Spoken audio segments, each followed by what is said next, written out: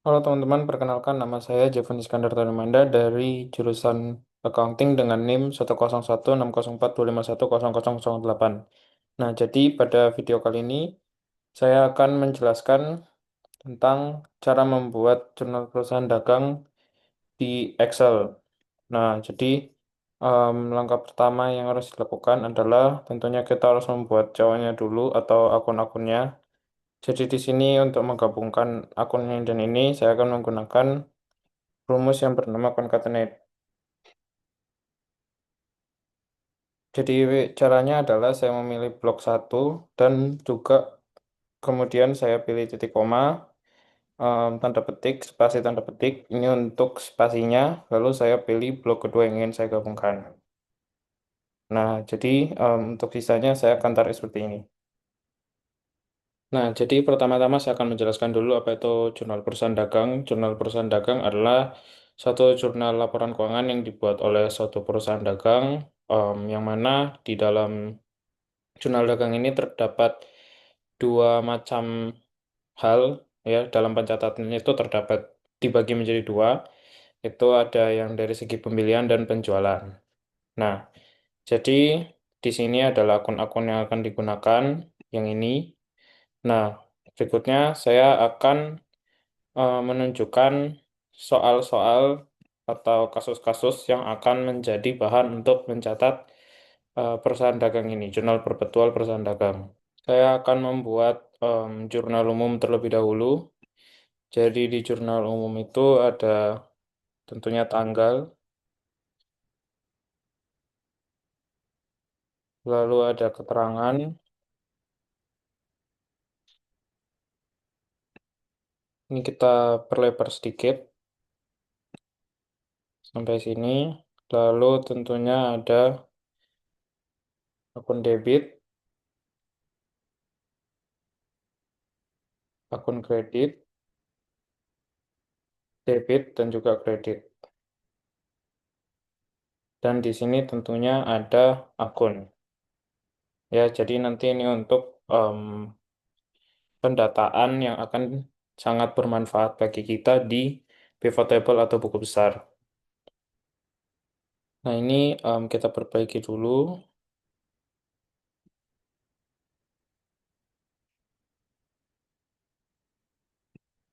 Kita berikan space yang lebih besar.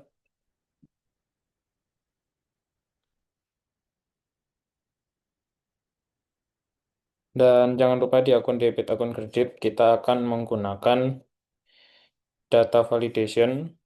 Ya, kita gunakan data validation. Jadi pada saat kita mengerjakan, kita tidak perlu lagi mengetik satu persatu, melainkan kita langsung em, memilih di data yang sudah kita siapkan tadi. Kita pilih data validation, any value-nya kita pilih list, source-nya kita ambil yang di COA ini.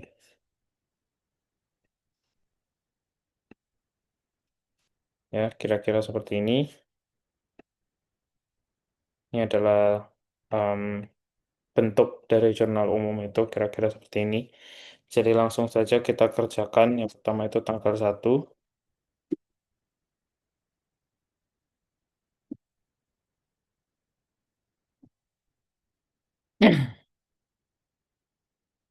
Kita lihat di soalnya, menerima setoran sebesar 800 juta berupa kas. Ya.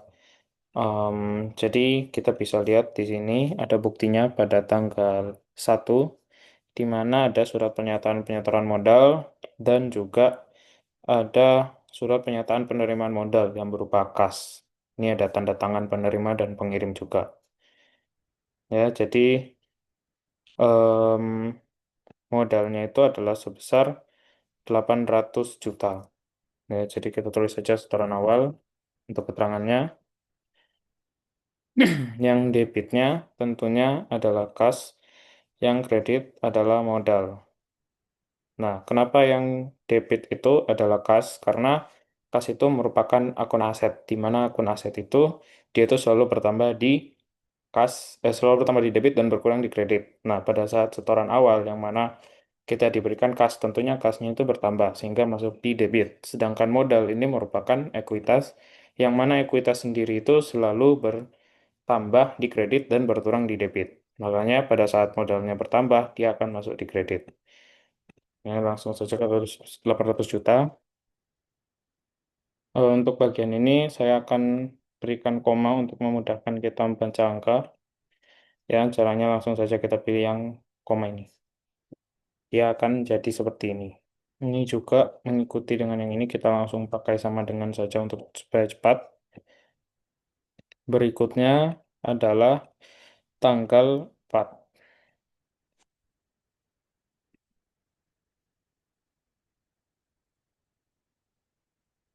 Ya.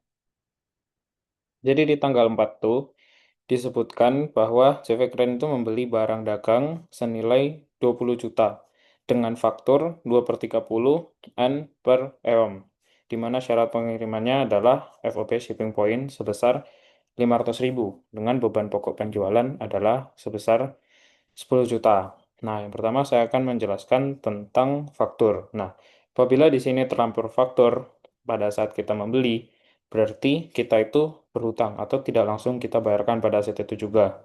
Namun, apabila kita dari penjual dan ada faktur, itu berarti sama orangnya itu yang membeli pada kita itu tidak langsung membayar, sehingga kita memiliki piutang.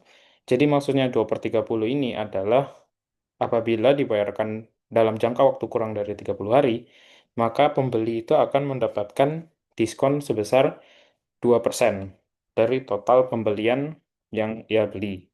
Berikutnya adalah syarat pengiriman FOB shipping point. Apa artinya FOB shipping point? Artinya adalah biaya pengiriman itu dibayarkan oleh orang yang membeli. Di sini kita yang membeli, jadi kita yang menanggung FOB shipping point. Ya, dan untuk beban pokok penjualan, kita tidak usah mencatat beban pokok penjualan karena kita hanya mencatat beban pokok penjualan apabila kita merupakan penjual. Tulis saja membeli barang dagang.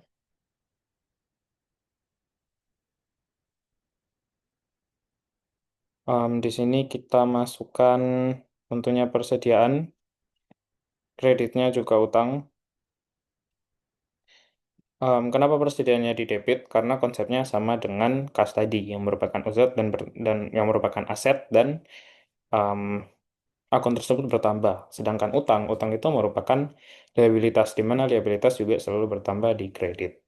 Utang kita bertambah karena kita membayar ini dengan menggunakan utang untuk sementara waktu. Jadi kita langsung lihat saja tadi jumlahnya sekitar 20 juta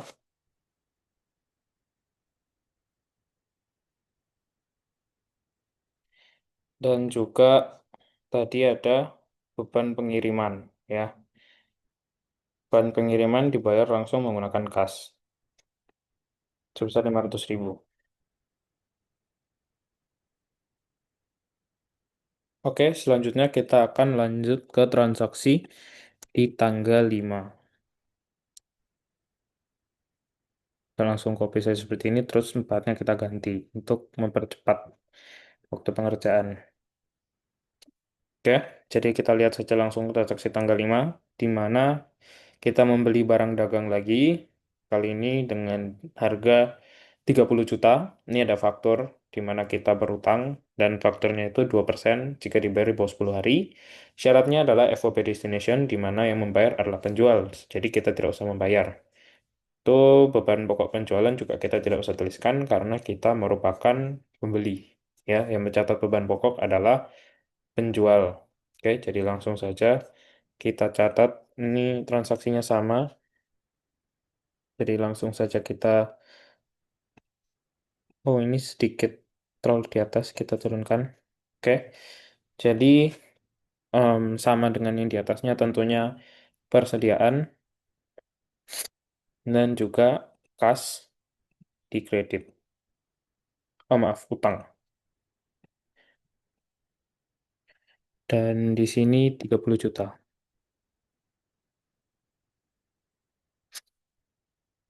Oke, langsung kita lanjut ke tanggal 7, di mana kita itu mengembalikan barang dari toko tempat kita beli, ya, CV, itu sekitar 2 juta. Nah, jadi bagaimana cara mencatat em, pengembalian barang ya apabila kita ini dari sisi pembeli. Oh,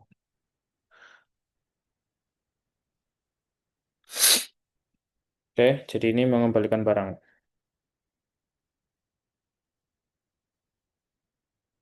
Barang pembelian. Oke.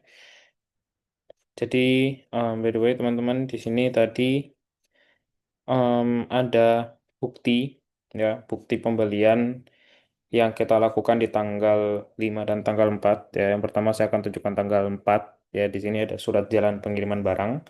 Jadi setelah barang dikirim itu ada yang namanya surat jalan. Nah, setelah surat jalan itu urutan yang kedua adalah invoice atau surat tagihan ya, di mana barangnya itu sudah sampai ke kita dan kemudian penjual itu mengirimkan surat tagihan untuk kita bayarkan.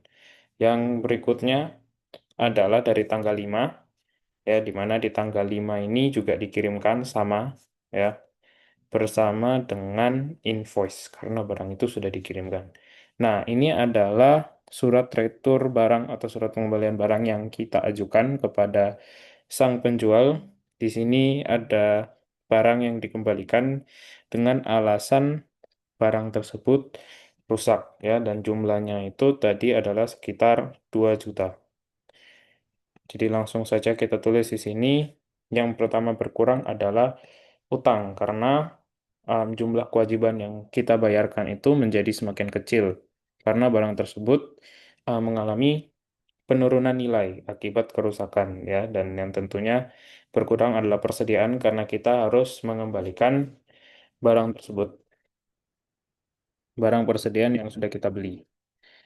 Otomatis ya, ini em, mengembalikan barang merupakan pengembalian dari tanggal 4 ya, dari tanggal 4. Nih, tanggal pembeliannya adalah tanggal 4. Jadi otomatis apabila em, kita akan membayar, maka yang kita perlu bayarkan hanyalah 18 juta, bukan 20 juta lagi.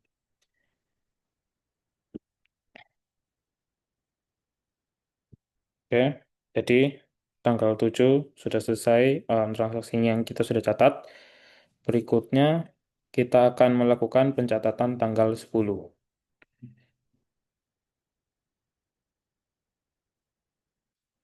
Di mana pada tanggal 10 kita melunasi utang pembelian yang kita lakukan pada tanggal 4 ya, yang mana tadi tinggal 18 juta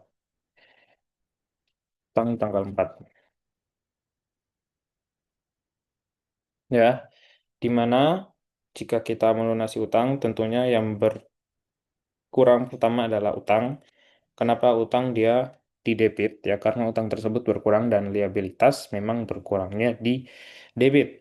Yang kedua adalah tentunya kita yang berkurang adalah kas, karena dari kas tersebut kita membayar utang yang kita miliki. Jadi kasnya juga berkurang. Oke, dan jangan lupa kita juga masih mendapatkan diskon faktur sebesar 2% dari 18 juta ya. Yang tadinya 20 cuman karena ada pengembalian 2 juta jadi tinggal 18 juta. Jadi yang dipotong 2% adalah 18 juta. Maka dari itu di sini kita akan masukkan diskon, tapi kalau di versi pembelian, baik itu retur, baik itu diskon, itu yang dimasukkan adalah persediaan ya. Jadi baik itu kita membeli barang, kita mengembalikan barang yang dibeli, atau kita mendapatkan diskon, itu semua dicatat sebagai persediaan. Oke, jadi langsung saja kita tulis di sini nominalnya tentunya kita memiliki utang sebanyak 18 juta, tapi karena ada diskon 2%, kita mendapatkan potongan sebesar 360.000, yang mana kita hanya perlu membayar sebanyak 17.640.000 ya. Jadi itu adalah transaksi untuk tanggal 10 langsung kita ke transaksi berikutnya, yaitu transaksi tanggal 11. Oh ya, by the way teman-teman, ini adalah bukti pembayaran tanggal 10 yang kita sudah bayarkan. Ini buktinya ada kwitansinya, di mana kwitansi itu memang hanya dikeluarkan apabila kita sudah melakukan yang namanya pembayaran. Oke, lanjut. Ini adalah em, transaksi tanggal 11, di mana tanggal 11 itu kita menjual barang senilai 8 juta dengan faktur 1% jika dibayarkan di bawah 10 hari, dan FOB shipping point yang mana bukan kita yang membayar karena kita yang menjual. Dan nanti jangan lupa kita catatkan beban pokok penjualan karena kita dari segi penjual. Jadi apabila di perusahaan dagang, apabila kita mencatat dari sisi penjual, itu ada dua kali pencatatan. Yang pertama itu kita mencatat pengeluaran kas dan juga mencatat penjualan. Yang kedua kita mencatat dari sisi persediaan dan HPP. Apa itu HPP? HPP itu em, atau harga pokok penjualan. Jadi itu sederhananya adalah biaya yang dikeluarkan untuk memperoleh persediaan tersebut. Kira-kira seperti itu. Ya, jadi beban pokok penjualan HPP atau bahasa Inggrisnya itu cost of goods sold itu sama ya. Jadi nanti di laporannya saya akan tulis sebagai HPP. Ya, jadi ini adalah 8 juta. Ini adalah buktinya, surat jalannya dan juga invoice ya, yang mana ini karena faktur berarti kita memiliki piutang terhadap PT GWS ini.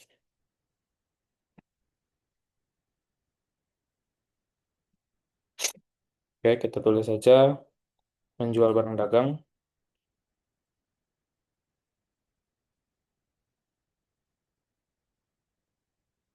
di mana yang bertambah adalah piutang, bukan kas tentunya karena belum dibayarkan. Masih orangnya masih utang ke kita, jadi kita punya piutang. Em, ini adalah penjualan. Kenapa penjualannya dikredit? Karena penjualan tersebut menambah modal. Modal bertambah di kredit, maka dari itu penjualan masuk di kredit.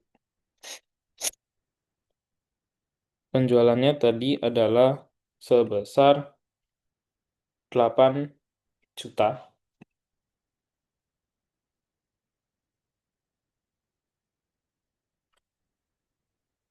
Dan juga di sini tentunya em, yang minus kita juga catat persediaan HPP-nya, di mana persediaannya minus tentunya karena sudah kita jual, jadi itu sebesar 4 juta.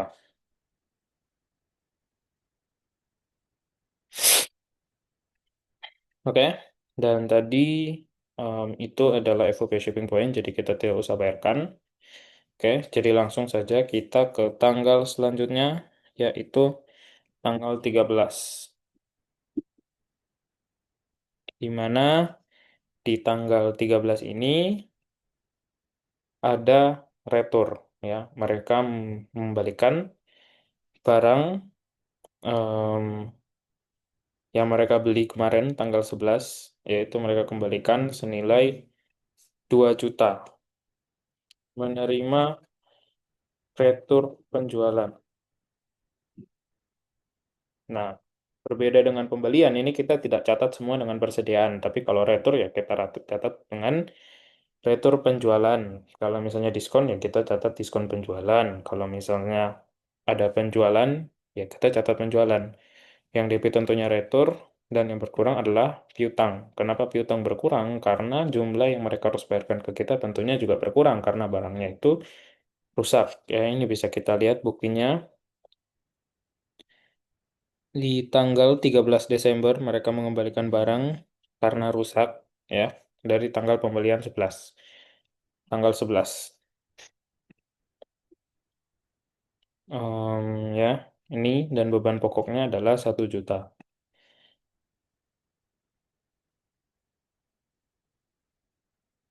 Ini 2 juta dan beban pokok penjualannya. Persediaannya tentunya bertambah karena barangnya itu dikembalikan. ya, maka dari itu otomatis yang kredit adalah HPP-nya sebesar 1 juta.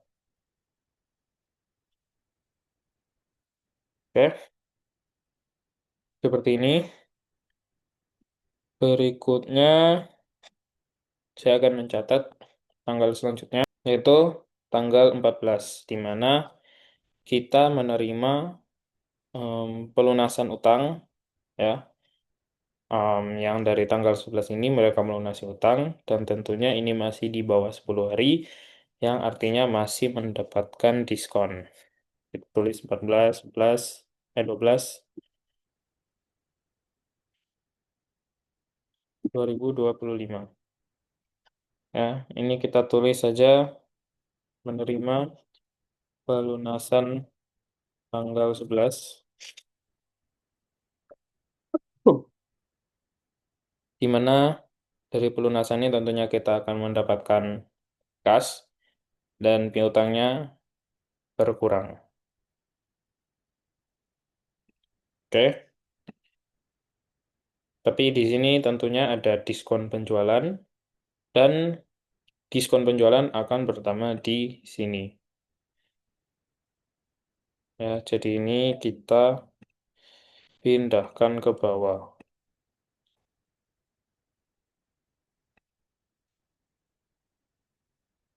Oke, karena ini di tanggal 13 sudah terkurang 2 juta, jadi otomatis di sini piutangnya hanya tersisa 6 juta.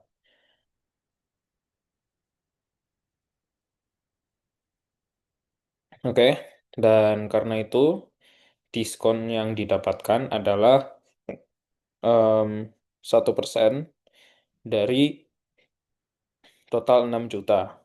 Ya, jadi di sini diskonnya adalah sebesar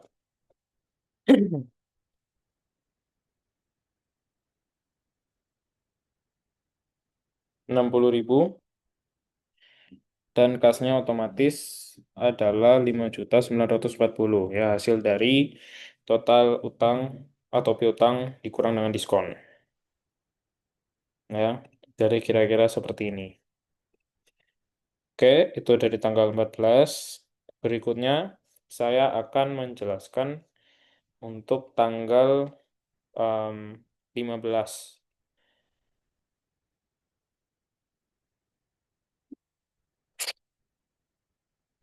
Oke, teman-teman ngomong-ngomong ini tadi yang tanggal 14, ya ini adalah bukti pembayarannya di mana sudah keluar kwitansi, yang mana berarti sudah dibayar. Ya, berikutnya saya akan menjelaskan tentang tanggal 15-nya. Oke, di mana kita kembali menjual barang dengan FOB destination, ya, yang mana berarti kita yang menanggung biaya pengiriman tersebut. Fakturnya adalah 1% di bawah 10 hari, dan nilai jualnya adalah 3 juta dengan APP, eh, nilai jualnya 6 juta dengan APP 3 juta. Ini, ya, kita samakan dengan ini saja. Tentunya yang bertambah adalah piutang, yang berkurang adalah penjualan, yang di sini yang bertambah adalah HPP, yang berkurang adalah persediaan. Oke. Di sini tadi sekitar 6 juta,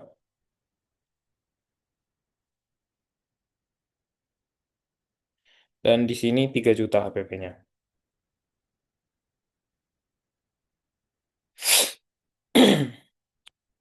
Oke, dan jangan lupa kita tulis juga biaya pengirimannya yang kita bayar dengan kas sebesar,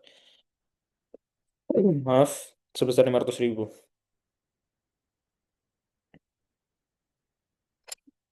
Oke, itu adalah untuk tanggal 15. Langsung saja kita kerjakan yang untuk tanggal 16,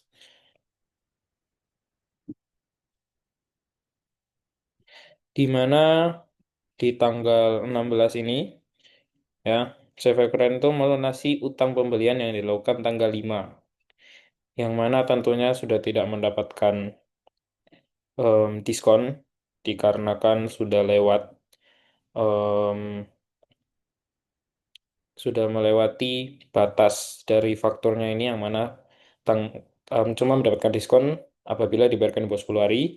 Ini dibayarkannya baru tanggal 16 ya, yang berarti sudah 11 hari. Jadi sudah tidak mendapatkan diskon, tetap dibayar dengan 30 juta. Ya, ini kita tulis saja menerima eh,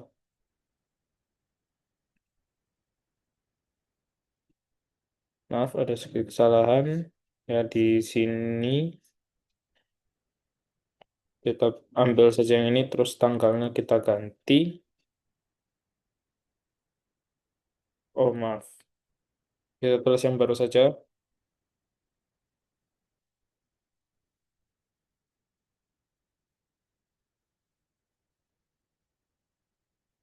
tanggal 5. Itu sebesar 30 juta, tentunya kalau kita melakukan pelunasan, yang bertambah adalah utang yang masuk di debit, ya, dan yang berkurang adalah kas, ya, dua-duanya berkurang, tapi utang memang berkurangnya di debit, kas berkurangnya di kredit. Sebesar 30 juta.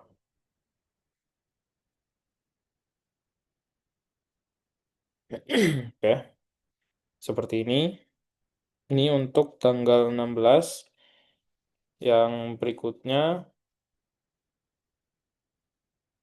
adalah tanggal 26.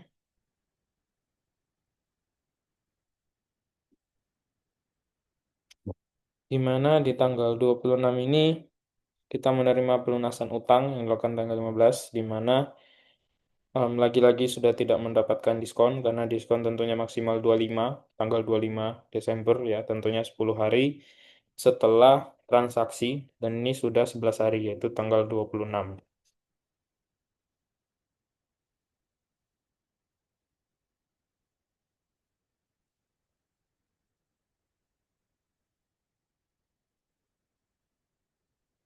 Tanggal 15.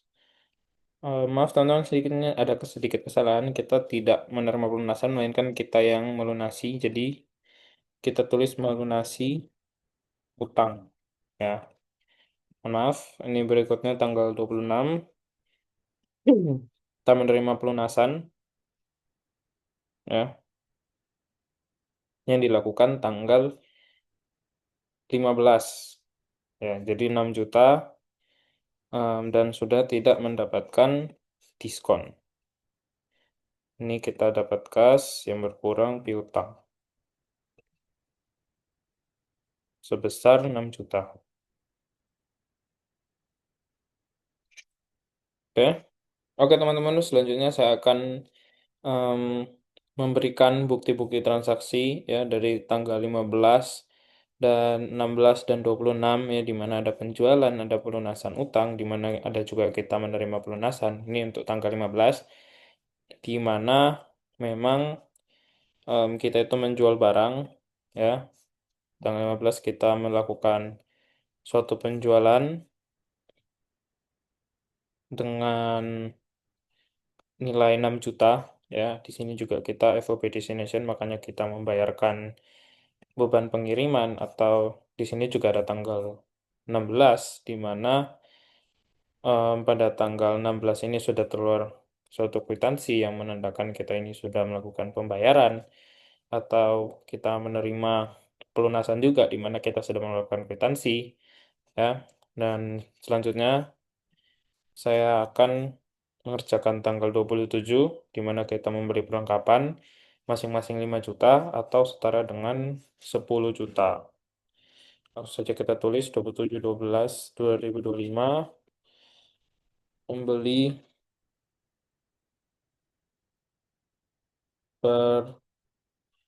perlengkapan dan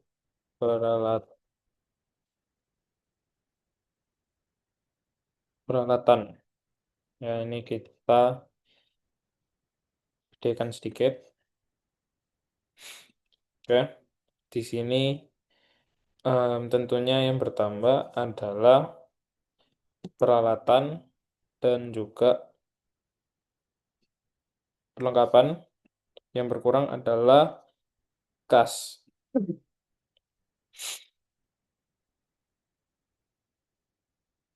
Ya, di sini ada 5 juta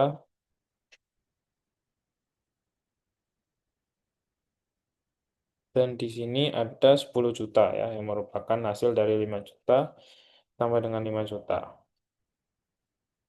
Oke, jadi 10 juta ini adalah transaksi tanggal 27.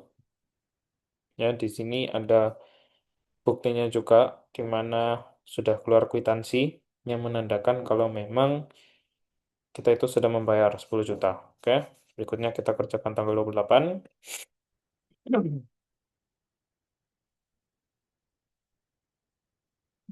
Di mana di tanggal 28 ini kita itu membayar gaji. Ya, ini ada bukti kalau memang karyawannya sudah menerima gaji, ada tanda tangan juga senilai 1 juta.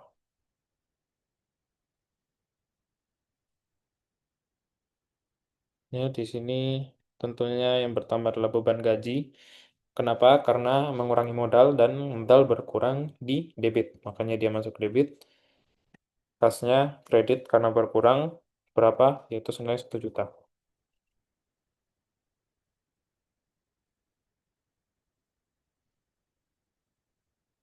Selanjutnya, tanggal 29, di mana kita itu membeli mobil ya senilai 200 juta. Ini ada buktinya juga. Kita sudah bayar 200 juta. Langsung saja ini tanggal 29 membeli mobil.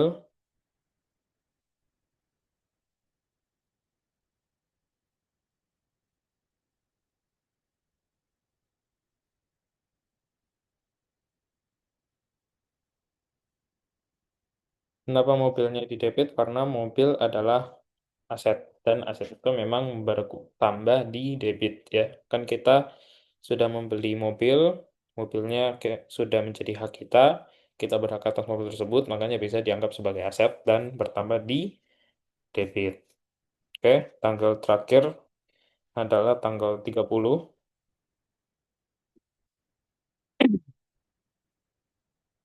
di mana di tanggal 30 ini kita melakukan prefer ya, mengambil kas perusahaan untuk pribadi senilai 1 juta. Kita prefer, ini prefer senilai 1 juta. Oke, kita samakan dengan ini saja. Ya, jadi itu untuk jurnal umum dan jangan lupa kita masukkan em, akun di bagian akun ini kita masukkan dengan rumus if. Jadi goalnya itu adalah untuk memasukkan em, nama akun-akun dari setiap transaksi. Jadi misalnya di sini kas ya di sini akan dimasukkan kas atau misalnya di sini ada modal maka akan dimasukkan modal di sini. Tujuannya apa? Tujuannya adalah pada saat kita membuat pivot table em, semua transaksi-transaksinya itu bisa terdata dengan jelas ya. Jadi rumus yang kita gunakan adalah if ya. If ini adalah satu rumus yang digunakan untuk menguji suatu logika. Nah, jadi misalnya di sini itu sama dengan nol atau misalnya di sini kosong seperti ini, seperti yang di bawahnya ini, maka titik koma ya, maka dia akan masukkan akun yang ada di sini. Tapi kalau tidak ya tetap di sini, pakai akun yang di sini. Kita enter, kita tarik ke bawah. Oke, kira-kira seperti itu teman-teman cara menggunakan rumus if di jurnal umum perusahaan dagang ini. Oke, selanjutnya kita akan membuat buku besar atau pivot table ya. Caranya itu berarti kita blok dulu ya, kita kurang lebih samakan atau lebih-lebihkan sedikit ukurannya dengan em, ukuran di jurnal umum ini. Kita masuk insert, pivot table, table range-nya kita masuk ke jurnal umum dan kita blok dari atas ke bawah.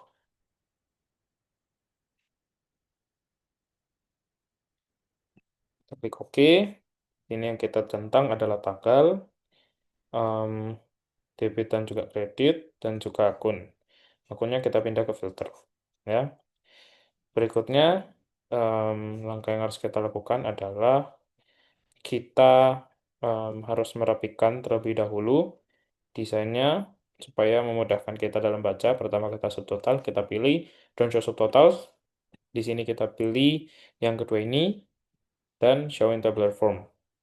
Oke, di sini kita ganti dulu dengan kas. Ya, kita pilih satu persatu dan ininya untuk memudahkan mungkin kita taruh koma juga ya supaya kita bisa lihat angkanya yang jelas. Baru setelah itu kita akan mentotal ya. Jadi kita akan menggunakan rumus lagi. Jadi dalam buku besar itu setiap akun itu hanya eh, akan dijadikan satu angka ya, di mana angka itu juga nanti di buku besarnya akan ditentukan apakah dia masuk debit atau kredit. Jadi misalnya kas ya, jadi kas itu dari jurnal umum itu semua akan ditotal, yang di debit ditotal semua, di kredit ditotal semua, dan apabila di debit yang lebih besar ya, itu maka debit yang akan mengurangi kredit dan hasilnya itu akan ditaruh di debit pada saat di em, neraca saldo nanti ya. Begitu juga sebaliknya. Apabila kreditnya lebih besar, kredit yang mengurangi debit dan juga akan ditaruh di kredit di neraca saldo nanti ya. Caranya bagaimana? Caranya kita ke ini fields item and sheets. Kita pilih ini. Fieldnya kita tulis saja saldo debit ya. Ini rumusnya teman-teman, rumus if ya, di mana kita menguji logika. Rumus untuk menguji logika di Excel. Jadi if yang debit itu lebih besar dari kredit, maka haruslah debit yang mengurangi kredit. Ya. Nanti setelah ini kita buat kebalikannya juga, teman-teman. Oke, jangan lupa kita buat kebalikannya juga, saldo kredit. Ya, if kreditnya yang lebih besar, kredit lebih besar, haruslah kredit yang dikurangi dengan debit.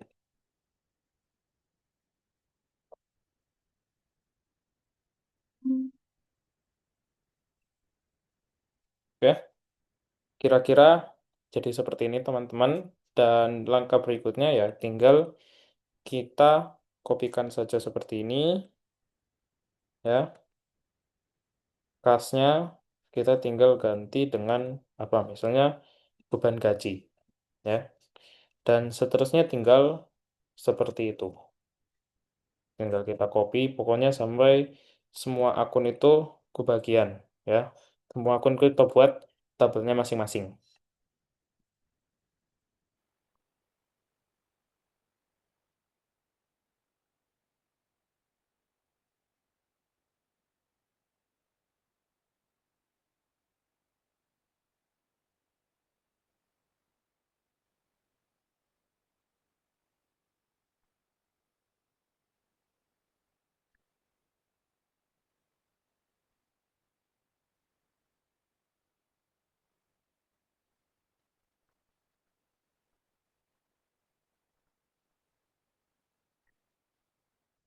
Oke teman-teman, di sini saya sudah selesai mengerjakan buku besarnya di mana semua akun itu sudah saya buat masing-masing pivot table-nya.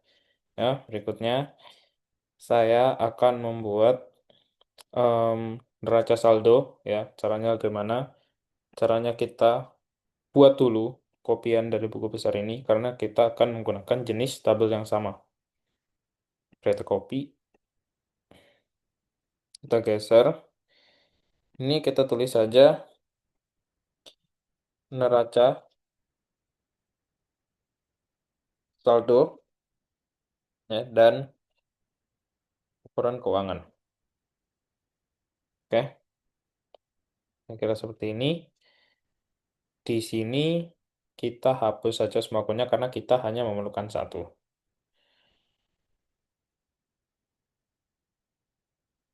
Oke, dan ini bisa kita pindahkan sedikit ke bawah. Oke, jadi di sini caranya gimana? Caranya adalah kita hilangkan tanggalnya, em, kita hanya menggunakan saldo debit kredit dan juga akun, ya. Dan di sini kita select all. Oke. Dan yang terakhir jangan lupa kita tambahkan untuk memastikan kedua saldo kredit ini sudah balance.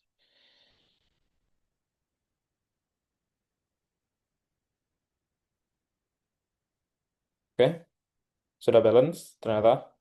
Dan langkah selanjutnya yang akan kita lakukan adalah kita harus membuat laporan keuangan, ya, di mana laporan keuangan yang akan kita buat ini terdiri dari tiga, ya, aslinya itu empat. Yang pertama itu tentunya adalah laporan laba rugi, laporan em, laba ditahan atau perubahan ekuitas, dan laporan posisi keuangan, dan yang terakhir adalah laporan arus kas. Cuman kita hanya membuat sampai laporan posisi keuangan saja. Oke, yang pertama saya akan menjelaskan dulu tentang laporan laba laba rugi.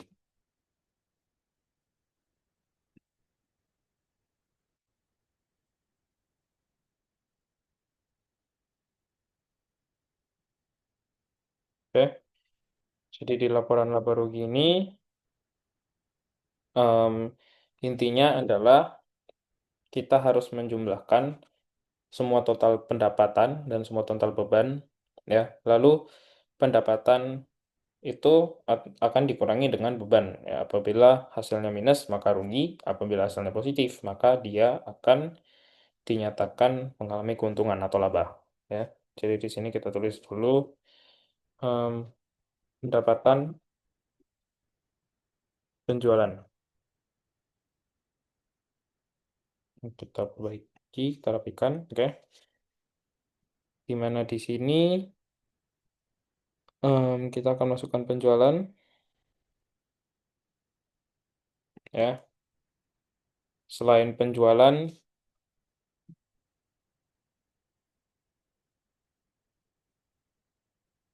kita juga akan masukkan yang namanya HPP, ya. Dan selain HPP, ya, setelah selain HPP dan juga penjualan, kita akan masukkan retur penjualan, ya. Dan tentunya kita juga yang terakhir akan memasukkan diskon penjualan. Oke, jadi ini kita akan bold, ya, untuk membedakan, ya. Kita panjangkan. Oke, kita tarik sedikit. Oke,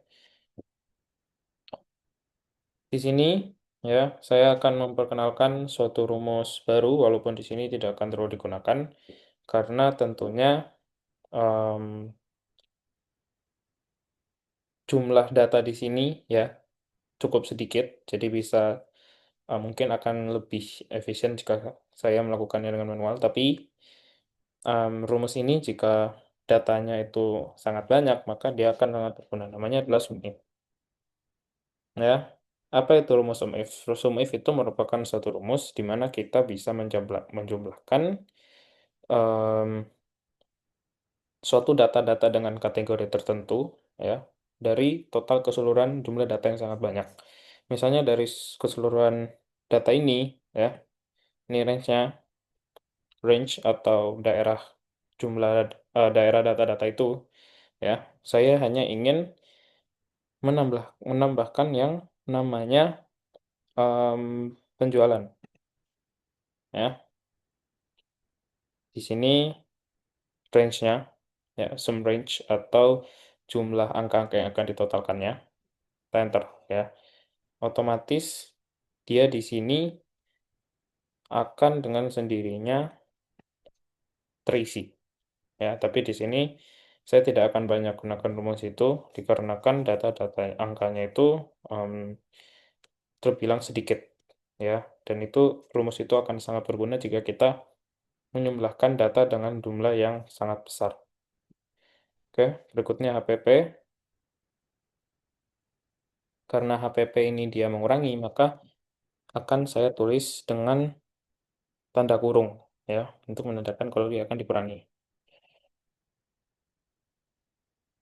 Ini juga kita tambahkan retur penjualan, em, ini 1 juta, diskon penjualan, dia juga akan dikurangi, ya, sebesar 60.000.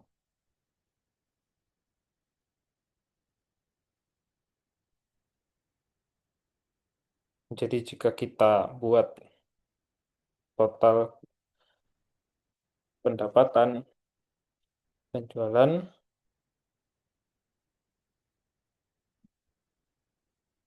maka hasilnya adalah kita langsung zoom saja, di mana zoom ini berfungsi untuk menambahkan banyak data sekaligus. Ya, kita enter, hasilnya adalah 5.940. Oke, berikutnya saya akan em, mengerjakan bagian beban, di mana di sini ada terdapat beberapa beban, ya, yaitu beban gaji dan juga beban pengiriman, ya. Kita coba gunakan rumus tadi, ya, rumus sum if. Oke, jadi sum if, ya, range beban gaji dan sum range. Ini tinggal kita tarik ke bawah, maka dia akan mengikuti. Nah, kira-kira seperti itu. Total beban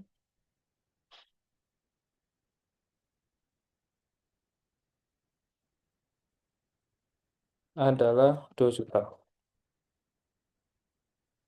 Yang berarti laba bersih dari perusahaan tersebut selama Desember 2025 adalah sebesar 3.940.000.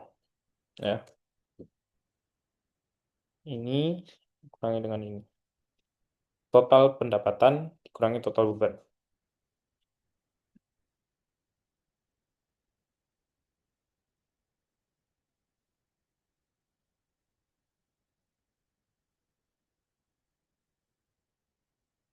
Ya, kira-kira seperti itu. Lanjut, setelah laporan laba rugi, kita akan membuat yang namanya laporan laba ditahan atau laporan perubahan ekuitas. Ya, kita tulis saja laporan perubahan ekuitas. Ya, di sini mencakup apa saja? Pertama, kita akan masukkan laba tanggal 1 dan juga laba tanggal 31 atau akhir tahun. Ya, di mana laba tanggal 1 itu tentunya nol. Nah, ini kita nampaknya kita kasih koma saja semuanya, ya. Dan laba tanggal 31, ya, kita masukkan ini laba bersih senilai 3.940.000. Di sini juga biasanya ada dividen, cuman kali ini saya tidak masukkan dividen, ya, di mana dividennya berarti nol, dan juga ada prefer,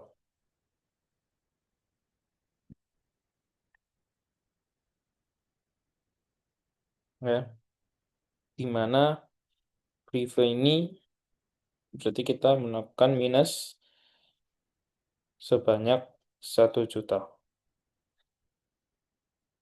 ya, seperti ini. Jadi total saldo labanya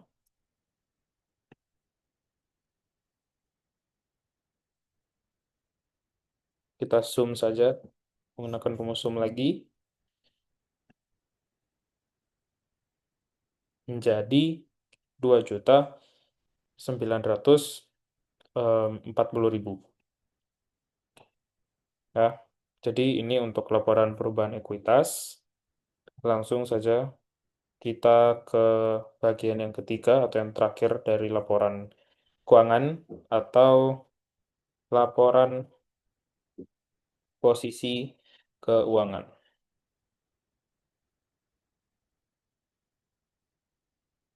Oke, jadi di laporan posisi keuangan ini akan terbagi menjadi tiga. Yang pertama adalah aset, liabilitas, dan ekuitas. Ya, di mana pada akhirnya total aset ini harus sama dengan total dari liabilitas ditambah dengan ekuitas. Ya, ini kita masukkan dulu aset. Jadi apa saja yang bisa kita kategorikan sebagai aset? Ya, tentunya ada cash.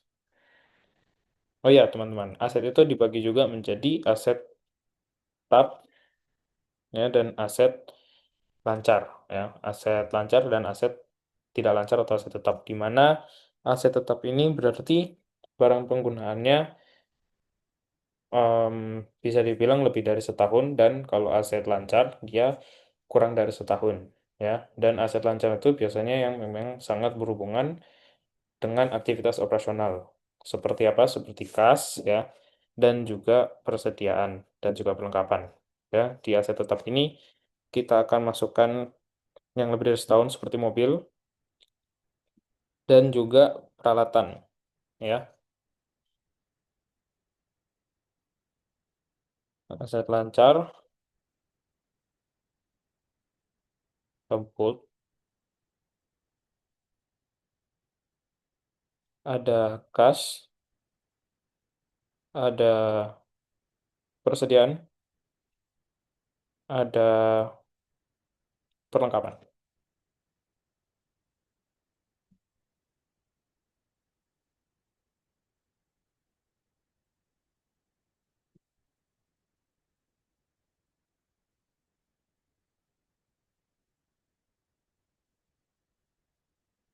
Dan yang terakhir ada piutang. Oke. Pertama kita akan kerjakan dulu aset lancar ya. Di mana aset lancar ini kas ya. Kasnya ada di kredit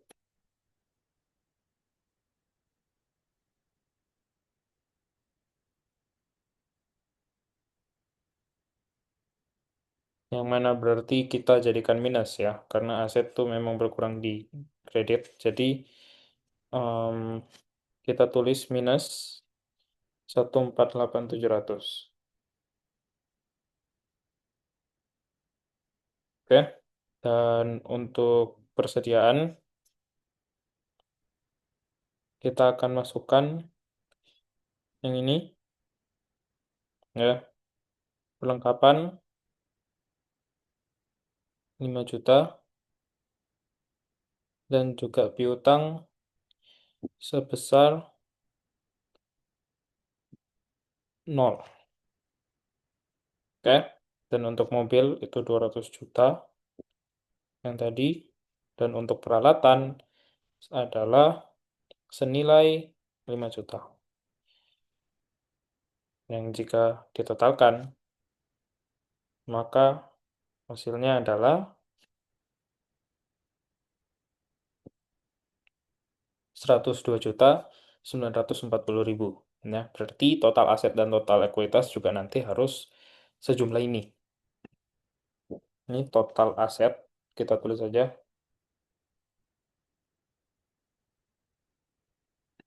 Oh, oke. Ini untuk aset, kita turunkan sedikit. Di sini kita tulis aset. Berikutnya adalah liabilitas. Ya, di mana liabilitas ini juga harusnya bisa terbagi menjadi dua ya, liabilitas jangka panjang dan liabilitas jangka pendek. Akan tapi di video ini, di soal saya ini hanya ada satu jenis utang, jadi kita jadikan satu saja liabilitasnya.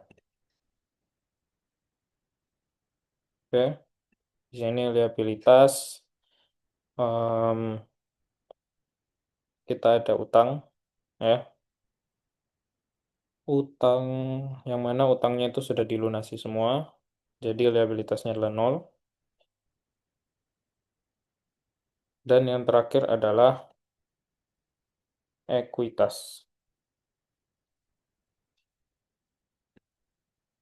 di mana di ekuitas ini yang akan kita masukkan adalah modal awal kita dan juga total saldo laba dari laporan perubahan ekuitas, ya.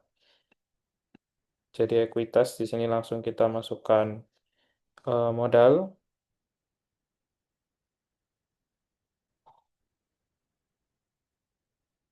dan juga kita akan masukkan saldo laba, yang mana modalnya itu adalah 100 juta dan saldo labanya adalah 2.940, ya. Yang mana jika ditotalkan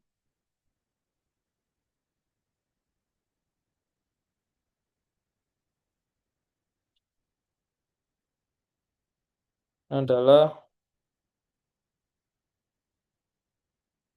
102.940.000, ya.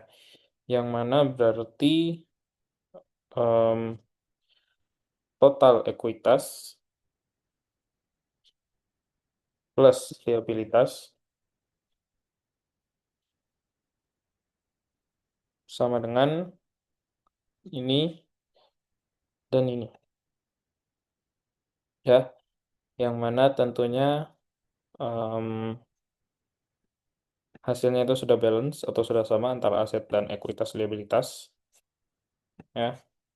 Jadi em, untuk laporan posisi keuangan cuma sampai di situ, ya. Sebenarnya masih ada laporan arus kas, cuma di video kali ini saya hanya akan membuat hingga laporan posisi keuangan, ya, yaitu em, hasilnya adalah ini, ya. Sekian video dari saya tentang cara membuat jurnal perusahaan dagang di Excel.